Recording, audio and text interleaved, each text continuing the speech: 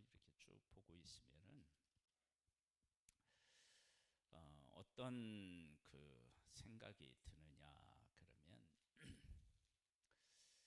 어, 하나님께서 우리를 위해서 일하실 때 그 누구도 부인할 수 없는 놀라운 기적을 베푸시기도 해요. 그냥 다니엘이 사자굴에 들어갔는데 털 하나 상하지 않고 다니엘을 죽이려고 하는 사람을 사자굴에 넣으니까 닿기도 전에 음, 죽였다. 뭐 이런 얘기. 또 풀무불에 들어갔는데 털끝 하나 상하지 않았다. 놀라운 기적이죠. 그런데 우리 그손 목사님이 작사 작곡한 은혜라고 하는 찬양이 있죠. 어떻게 시작하죠?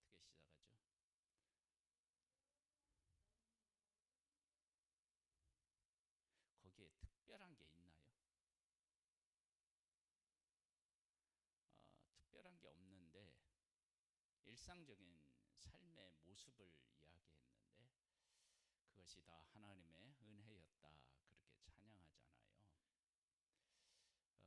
신앙은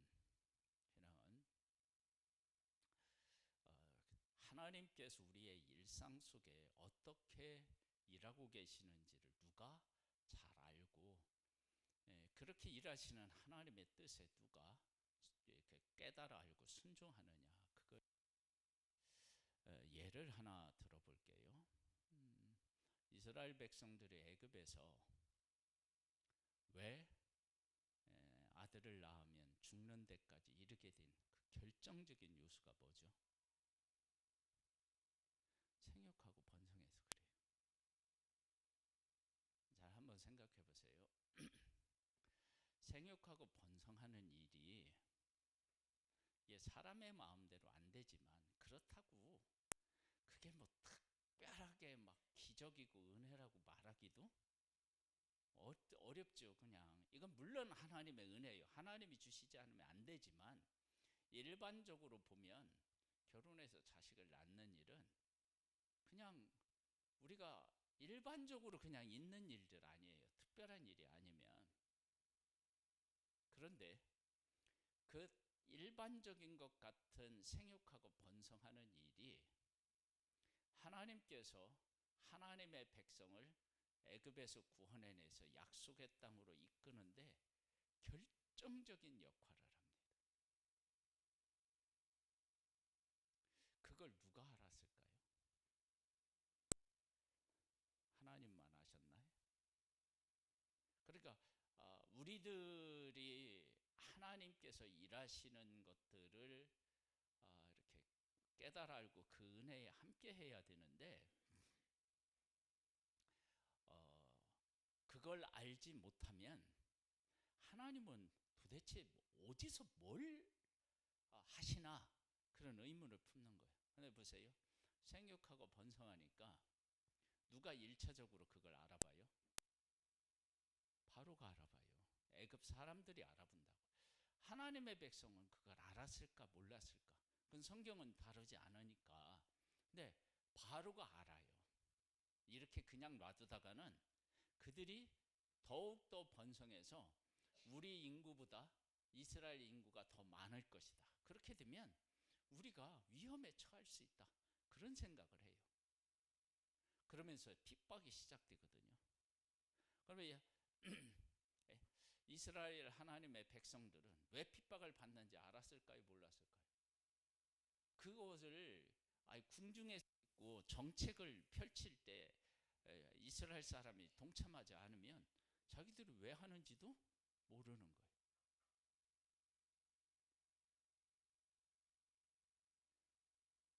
그러니까 우리가 하나님 안에서 살면서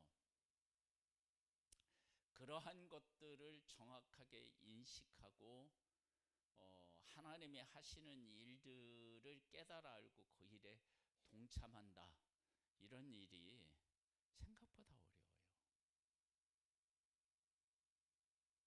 그래서 우리가 영적으로 깨어있지 않으면 하나님이 지금 우리들 가운데 일하고 계시는데 그 일하고 계심을 우리가 눈치를 못 채는 거예요.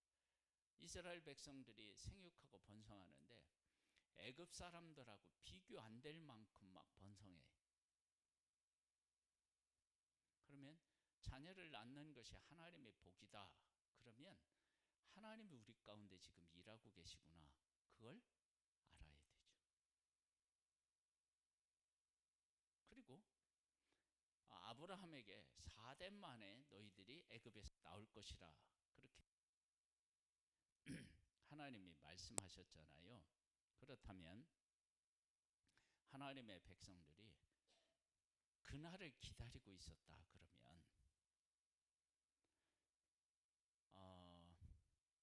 그 엘리야가 저쪽 바다 쪽에서 그 이렇게 손바닥만한 구름이 오는 것을 보고 이렇게 알잖아요. 내가 하나님의 약속이 우리를 애굽에서 구원해내서 약속의 땅으로 이끄실 것이다 라고 하는 하나님의 약속을 내 삶에서 1순위로 가장 중요한 것으로 여겼다 그러면 어떤 낌새만 보이면 하나님이 구원해 주실 게 아닌가? 이런 생각을 하나님의 백성이 했다.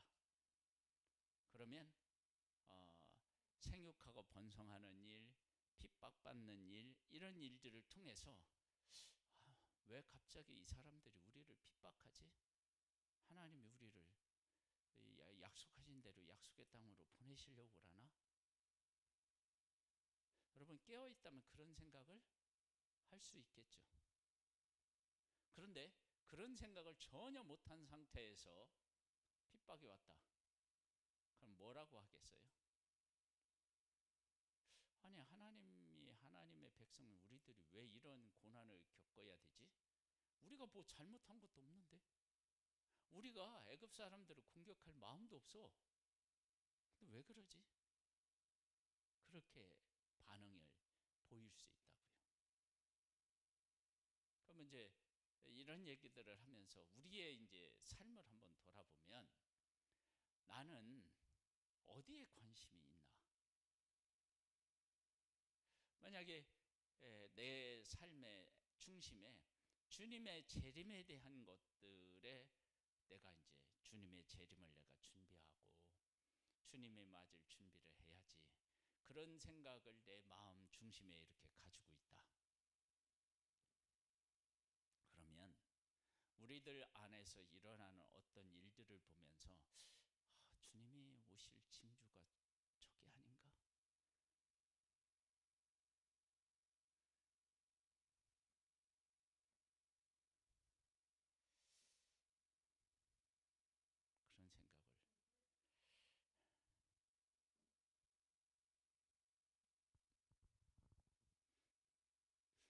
그런 생각을 한번 8장을 한번 보겠습니다.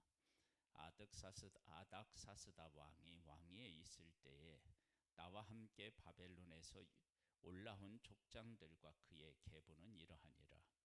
비느하스 자손 중에서는 게로스미요 이다말 자손 중에서는 다니엘이요 다윗 자손 중에는 핫두스요 스가랴 자손 곧 바루스 자손 중에는 스가랴니 그와 함께 족보에 기록된 남자가 150명이요 바한 모합 자손 중에서는 스라히야의 아들 엘 여호에넨이 그와 함께 있는 남자가 200명이요 스가랴 자손 중에서는 야하시엘의 아들이니 그와 함께 있는 남자가 300명이요 아덴 자손 중에서는 요나단의 아들 에벡이시니 그와 함께 있는 남자가 50명이요 이렇게 해서 이제 쭉 나오는데 월요일날 이 말씀을 가지고 어떤 내용을 나누었는지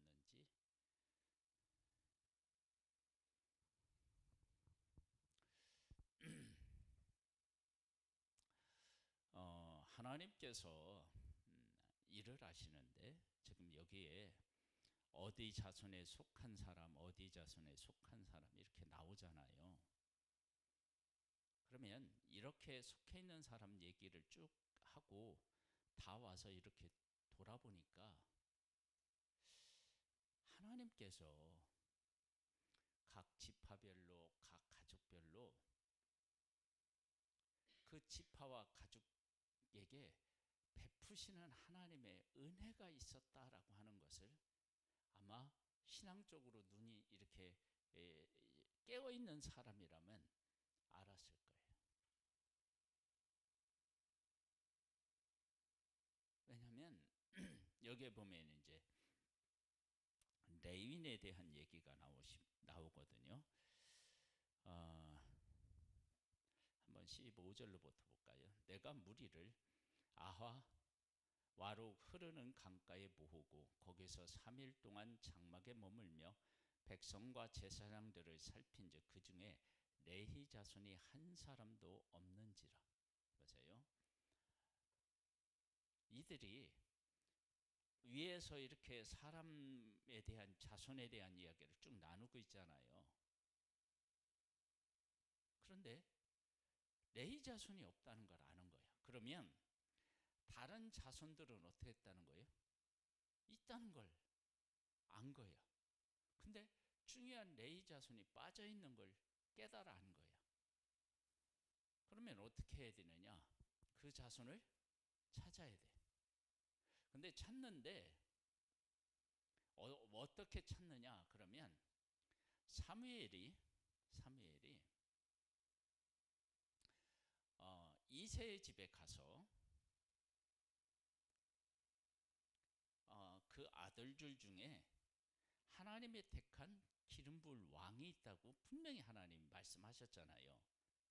근데 갔는데 첫째, 둘째, 셋째 해서 7째까지 왔는데 없다는 거예요. 근데 하나님은 그 이새의 집에서 아들을 택해서 기름 부으라고 하셨는데 거기 앉아있는 아들들이 하나님이 다 아니라는 거야. 그때 사무엘이 남아있는 아들이 있냐? 그것을 물은 것은 하나님이 이세의 아들들 중에서 기름 부을 왕이 있다고 하셨는데 지금 여기 없다고 하셨단 말이에요. 하나님이 다 아니라고 하셨어. 그러면 남아있는 아들이 있는 거예요, 없는 거예요? 있는 거잖아요.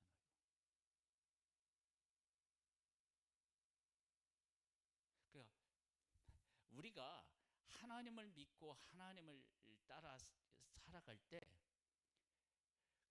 그런 하나님의 음성을 듣고 하나님이 분명히 없는데 그러면은 이거 뭐 내가 잘못 들었나 보다 하나님의 음성을 그렇게 생각하는 게 아니라 분명히 하나님의 음성을 들었는데 아니면 어딘가에 있을 거라는 거예요. 그러면 레위인을 찾을 때 레위인을 어떻게 찾냐? 혹시 레위인이 다 죽은 거 아닌가? 그렇게 생각할 수도 있잖아요. 그런데 하나님께서 각 집파나 자손별로 이렇게 인구조사를 해보니까 하나님이 각 집파나 각 가족별로 하나님이 어떻게 해요? 다 보호하시고 그들을 이끄셨다라고 그런 것들이 확실해. 그러면 레위인들에 대하여서 하나님이 어떻게 하셨을 거라는 확신을 가질 수 있어요. 보호하시고 그들을 지키셨을 것이라는 확신을 갖게 되는 거예요.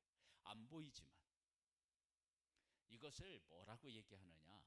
믿음이라고 얘기하는 거예요. 이런 걸 보고 우리가 하나님을 믿고 하나님을 따른다라고 얘기를 할 때 그냥 내 마음속에 있는 어떤 바램 이런 것들을 근거로 하는 게 아니고요. 이렇게 하나님이 하시는 일들을 가지고 보이지 않지만 하나님이 이것도 하셔야만 된다라고 하는 것을 깨달아는 거예요. 그래서 레위 자손을 찾아야 한번 볼까요? 한 사람도 없어요. 16절에 이에 모든 족장 곧 엘리에셀과 아리헬과 스마야와 엘라단과 야립과 엘라단과 나단과 스마랴와 무슬람을 부르고 또 명철한 사람 유하립과 엘리단을 불러 가시바 지방으로 보내어 그곳 족상 익도에게 나아가게 하고 이또와 그의 형제 곧 가시바 지방에 사는 느드님 사람들에게 할 말을 일러주고 우리 하나님의 성전을 위하여 섬길 자를 데리고 오라 하였더니 우리 하나님의 선한 손의 도심을 잊고 그들의 이스라엘의 손자 레이 아들 말리의 자손 중에서 한 명철한 사람을 데려오고 또 세레바와 그의 아들들과 형제 18명과 하샤바와 무라리 자손 중에 여사야와 그의 형제와 그의 아들들 20명을 데려오고 다윗과 방백들이 레이 사람들에게 섬기라고 준 느드님 사람 중 성전 일꾼은 220명이었는데 그들은 모두 지명받은 이들이었다. 이렇게 많았던 거예요.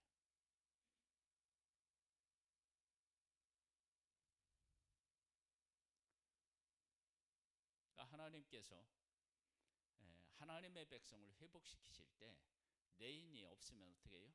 안 되죠. 성전의 일을 돕는 사람들인데 그러니까 하나님이 근데 처음 개수할 때는 없었어. 그런데 자기들이 지금 함께 있는 사람들을 다 개수해 보니까 지파별로 가족별로 어떻게 해요? 사람들이 있는 거야. 근데 레위인이 없어? 그러면 하나님이 레위인을 없게 하실 수가 없는 거야. 그럼 찾아보자. 찾아보니까 이렇게 많았네.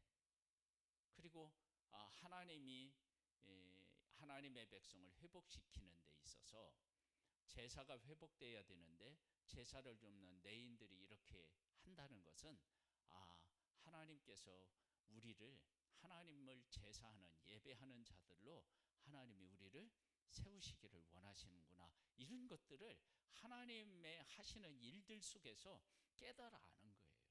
이게 영적인 것이고요. 이게 믿음에 관한 거예요.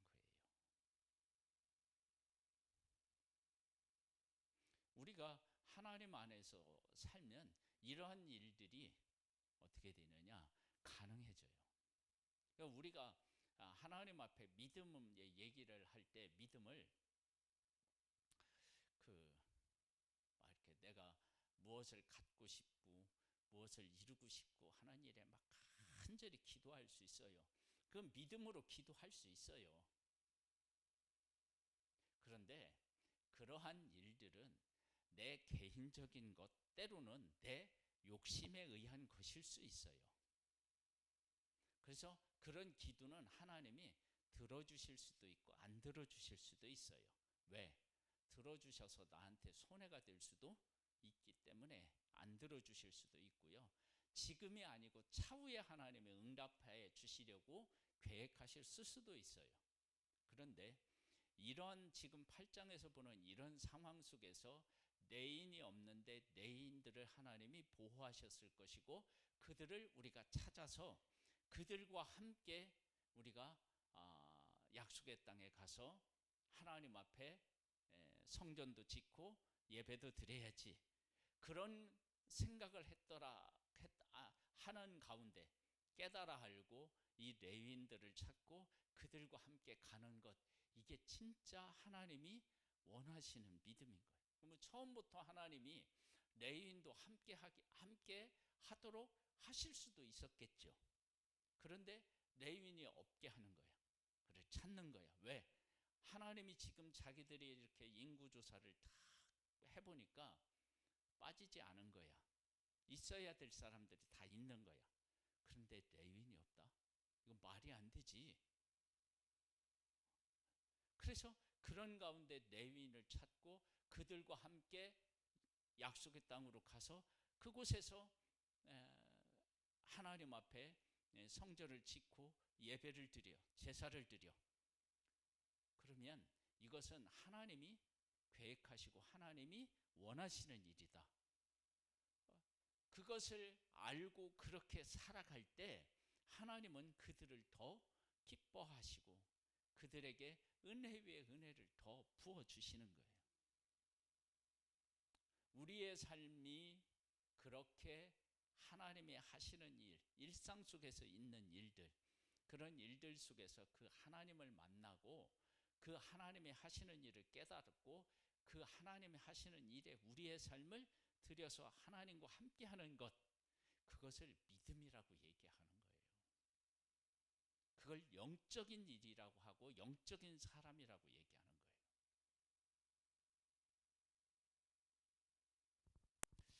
우리들 가운데 그런 일들이 있기를 소망합니다. 그러고 나서 이들이 뭘 하느냐 그러면 21절에 보면 그때에 내가 아화와 강가에서 금식을 선포하고 우리 하나님 앞에서 스스로 겸비하여 우리와 우리 어린 아이와 모든 소유를 위하여 평탄한 길을 그에게 간구하였으니 이는 우리가 전에 왕에게 아뢰기를 우리 하나님의 손은 자기를 찾는 모든 자에게 선을 베푸시고 자기를 배반하는 모든 자에게는 권능과 진노를 내리신다 하였으므로 길에서 적군을 막고 우리를 도울 보병과 마병을 왕에게 구하기를 부끄러워하였습니다. 그러므로 우리가 이 일을 위하여 금식하며 우리 하나님께 간구하였더니 그가 응답하심을 입었느니라. 자, 하나님 앞에 금식하며 기도하는데 어떻게 하느냐? 우리가 이제 약속의 땅으로 갈 때 하나님 우리를 보호해 주셔요. 그렇게 얘기를 해요. 그런데 이것을 금식하며 한다는 이야기가 하나님의 그 어떤 보호하심을 이렇게 신뢰하지 못해서 그런 문제가 아니고요. 지금 이렇게 보니까 하나님께서 우리를 다 보호하시고 우리에게 은혜를 베풀어 주셨어요. 그런데 이 하나님의 큰 은혜를 안고 내가 우리가 약속의 땅에 들어가서 하나님이 원하시는 일을 이루어야 돼요. 그렇게 하기에 자기들은 너무나도 부족하다는 사실을 깨달아 안 거예요. 그러니까 여기 금식은 하나님에 대한 신뢰를 해달라고 하는 것보다는 자기들이 너무 부족한데 지금 하는 일은 하나님이 70년 만에 돌아오게 하셨다는 언약이 지금 성취되는 일에 지금 함께하고 있는 거야. 그런데 자기들은 너무 부족해. 그러니까 어떻게 해요? 하나님 앞에 도움을 요청하는 거예요. 금식하며.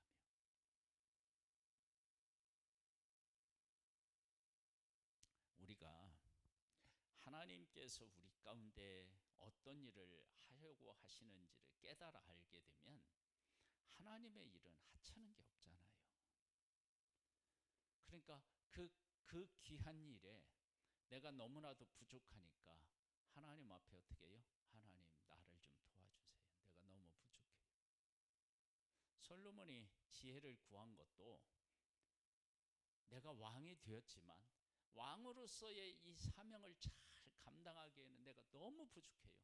그러니 하나님 지혜를 주세요. 그렇게 기도한 거예요. 그걸 하나님이 기뻐하셔서 지혜뿐만 아니라 부귀영화를 그에게 주셨죠. 우리들에게 이런 측면에서 자꾸 눈을 떠서 하나님이 우리의 삶 속에서 하시는 일들을 보고 그렇게 일하시는 하나님께서 우리와 함께 무엇을 하기를 원하시는지 그걸 깨달아 알고 그 일에 내가 함께하는 복된 사람이구나 라고 하는 고백, 그리고 그 일을 이루는데 내가 너무 부족하니까 하나님 우리를 도와주세요 하면서 하나님의 도움을 구하면 하나님이 우리를 왜 안 도와주실까요? 그렇게 우리가 구하면서 하는 것, 깨달아 알면서 살아가는 것, 이것이 다 믿음에 관한 것이고 하나님 중심으로 살아가는 삶의 모습인 거예요. 이런 아름다운 그런 삶이 되시기를 주님의 이름으로 축복합니다. 사랑하는 하나님, 우리에게 은혜를 베풀어 주셔서 하나님이 하나님의 일을 지금 하고 계시다는 것을 깨달아 알 수 있는 영적으로 지혜로운 사람, 민감한 사람 될 수 있게 도와주시고 하나님의 일에 함께 하기 위해서 나 자신을 기꺼이 드릴 수 있는 그런 하나님의 사람이기를 또한 소망합니다. 우리에게 은혜를 베풀어 주시고 역사해 주시옵소서. 예수님의 이름으로 기도드립니다. 아멘.